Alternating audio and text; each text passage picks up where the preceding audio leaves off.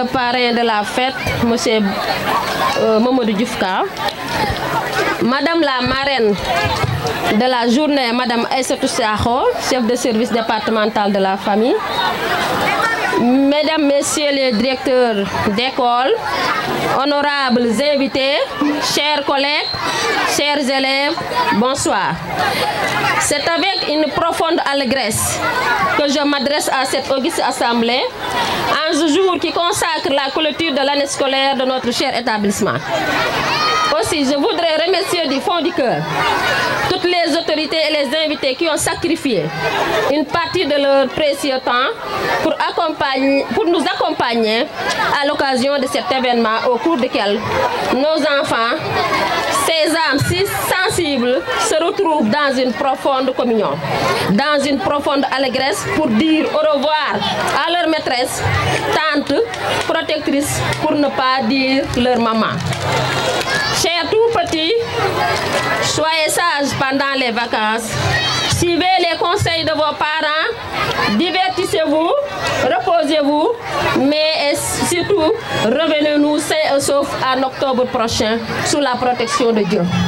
Mesdames et messieurs, la case des tout petits de Koungheul a été portée sur les fonds baptismaux depuis octobre 2003. Cependant, elle n'abrite qu'un seul bâtiment.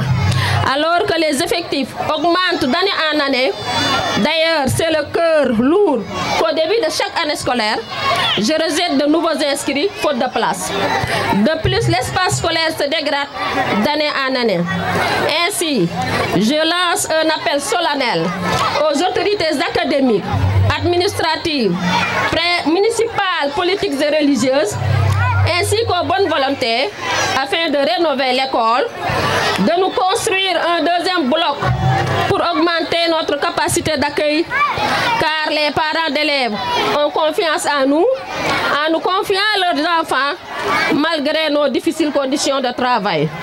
Mesdames et messieurs, je ne saurais terminer mon discours sans remercier Monsieur l'inspecteur de l'éducation et de la formation et ses collaborateurs, Monsieur le parrain, Mamadou Diouf Kao, Madame la parraine, Madame Aïssatou Sakho, qui n'ont ménagé aucun effort pour la réussite de cette fête.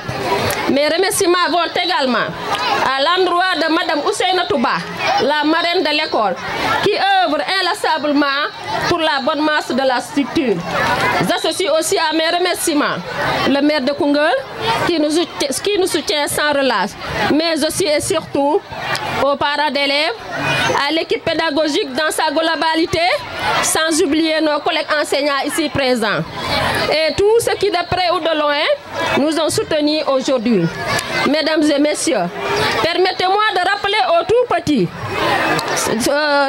au bout de choux si mignons, si fragiles, que la fête leur appartienne, qu'ils s'amusent bien et que Dieu prenne soin de leurs parents et qu'ils fassent de ces tout petits les futurs bâtisseurs du Bambouk. Merci de votre aimable attention. Je vous remercie. Enseignante, Madame la présidente du SCOFI, sa représentante, chères dames de l'association des épouses des enseignants, Monsieur le président du comité de gestion de l'école, chers enseignants et enseignantes, chers invités à votre rang, titre et grade, chers élèves.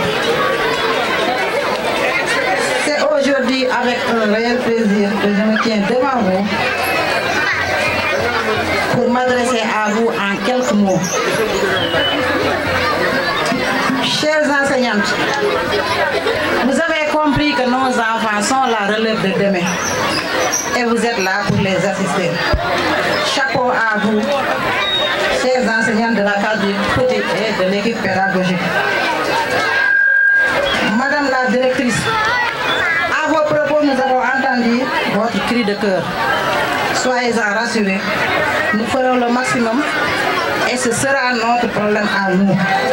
Car assurer l'endroit où l'éducation des enfants doit réunir. Ça, c'est notre but à nous, c'est notre devoir et c'est notre cahier de charge. Nous sommes là pour les enfants, nous sommes là pour la famille. Je suis là aujourd'hui en tant que maman, mais aussi en tant qu'enseignante. Donc je sais ce qu'elle a dit et nous prenons acte. Et je sais que quand vous aurez à faire votre discours en Wolof ou à vous approcher de notre cher parent, je sais que ça ne sera pas dans un oreille de sourd. Vu ses qualités, ses compétences et son cadre social, je sais qu'il sera là pour vous accompagner. Aujourd'hui est un grand jour. Pourquoi c'est un grand jour? Mes enfants ont fait leur premier pas ici dans cette école. Ma fille qui est en classe de terminale a commencé dans cette école. Aujourd'hui, elle est en classe de terminale. Donc c'est un appel que je lance aux autres dames qui ne savent pas la valeur de cette école. Envoyez vos enfants à l'école, c'est au début, à la case des tout petits d'abord.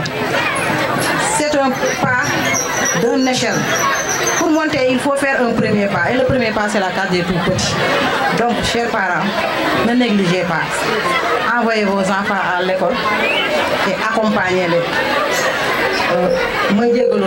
Je suis di nuyu jàngalekat yi fi nekk yëpp di nuyu équipe pédagogique bi di nuyu jaarale ko seen directrice mais di nuyu sama naataangoo yi fi toog muy waa réseau bi muy waa SCOFI muy lépp et tous des enseignants di nuyu sama inspecteur di ma gis muy yegg si léegi muy inspecteur Sall ku ko xam-xam ko si petite enfance di nuyu sama doom sama jegewaale Mamadou Diouf di kaaw ak képp koo xam ne ànd naa ak moom waaye di nuyu tamit képp koo xam ne ànd nga ak man ci délégation di leen wax ne njàngum xale ak njàngum mag bokk peut-être que des fois ngeen romb dégg xale yi di wëy wala ngeen dégg xale yi di tëgg wala ngeen dégg xale yi di fecc bu leen yaakaar ne tëgg ak wëy ak fecc lañ fi nekkee tëgg ak wëy ak fecc boobu ñuy def si la ñuy profité ba jàngal leen li ñu tari nii tey ndax ni xale di jàngee mag du ko jàngee ñun ay jàngalekat lañ dañuy former ci préscolaire former ñu si moyen former ñu si élémentaire kon ñi man li may wax xam naa ko parce que avant may nekk fii nekkoon naa jàngalekat comme ñoom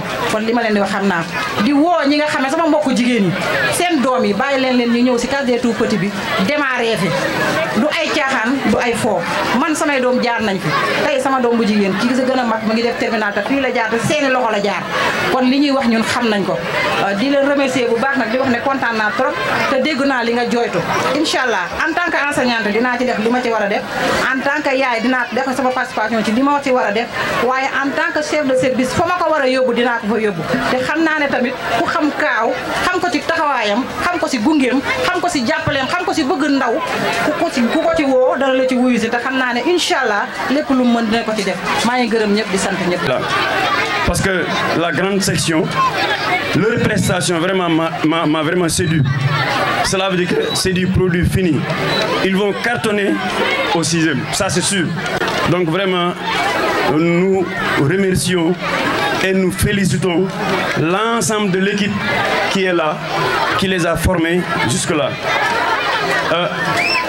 Et je félicite encore une fois et je remercie ceux qui m'ont accompagné et toute l'assistance. Pour le reste, je m'associe sur les propos de ma tante parce que je ne peux pas dire plus. Aïssata Saro, ce qu'elle a dit me suffit largement. On pouvait même faire un discours commun. Donc je m'associe pour le reste.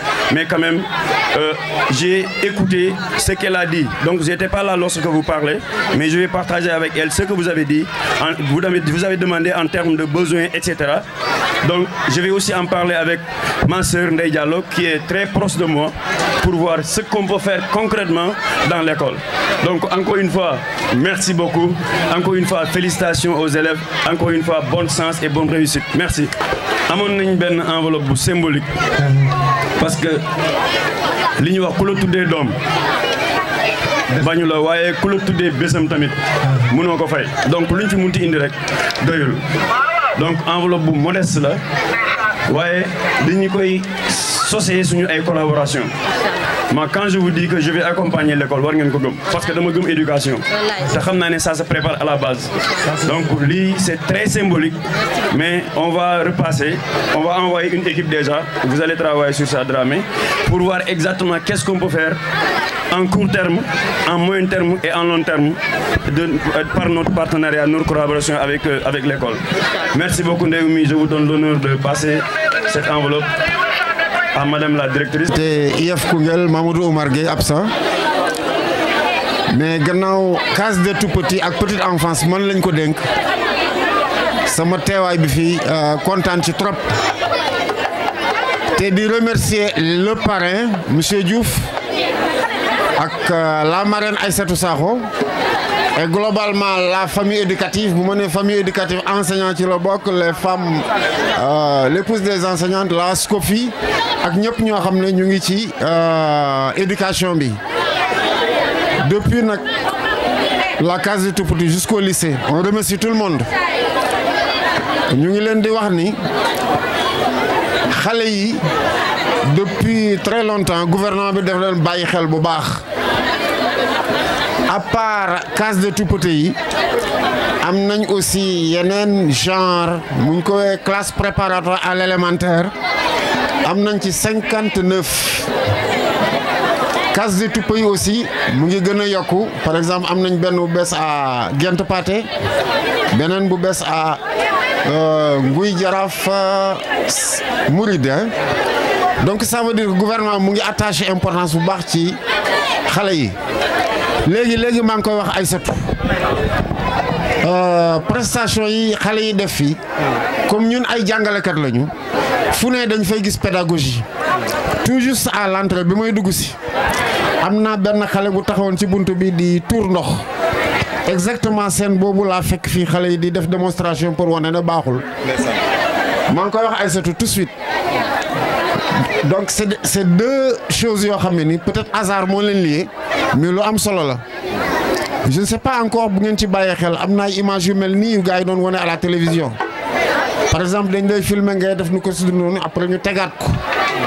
Donc lii ci la bokk dina yee xale yi parce que ñu ngi naan suñu environnement mooy wane ne ñu ngi jàng fii bu baax jàng nañ fi aussi ba wax fi kàllaama arabe ça veut dire que fii nit ñi ñu ngi fii jàng ñu ngi liggéey man mën naa ko seede bu baax parce que ñëw naa fi du benn du ñaar les adjoints de Maguette maa leen gis CAP donc mën naa seede ne ay jàngalekat ñoo fi ne parce que man maa leen xool. Donc ça veut dire que l'école, il y a du sérieux dans cette école. Li mu am tey nag mooy ay adjoint taxaw sargal ko signe la buy wane ne jàmm moo fi am signe buy wane ne liggéey fi am signe buy wane ne ay manko liggéey moo fi am. Donc l'image est à la directrice est à l'image de son école. Donc diplôme yi ñu la jox yàlla nañ la joxaat yeneen diplôme yu gën a kawe yooyu mais ab seede la pour won waa dëkk bi que ni vraiment yaag say adjoint juboo ngeen. Monsieur le parrain aussi c'est pas la première fois may dajeek moom mais li muy def ci wàllu Koungheul man maa ngi koy gis certainement du éducation rek la marraine kooku moom ñoo bokkoon service donc am na yu bëri yoo xam ne ni mu ngi koy dox ci dëkk bi moom mu ngi investir pour sa communauté nañ ñaan yàlla rek loolu am njeexital ci secteur yëpp parce que ku wax protection de l'enfant xalaat Aïssatou Sakho ku xalaat maintien des filles à l'école xalaat Aïssatou Sakho ak waa SCOFI donc jigéen ñi ñu ngi béy seen waar ci wàllu école bi dimbale xale yu jigéen yi ngir ñu gën a nekk ci école bi.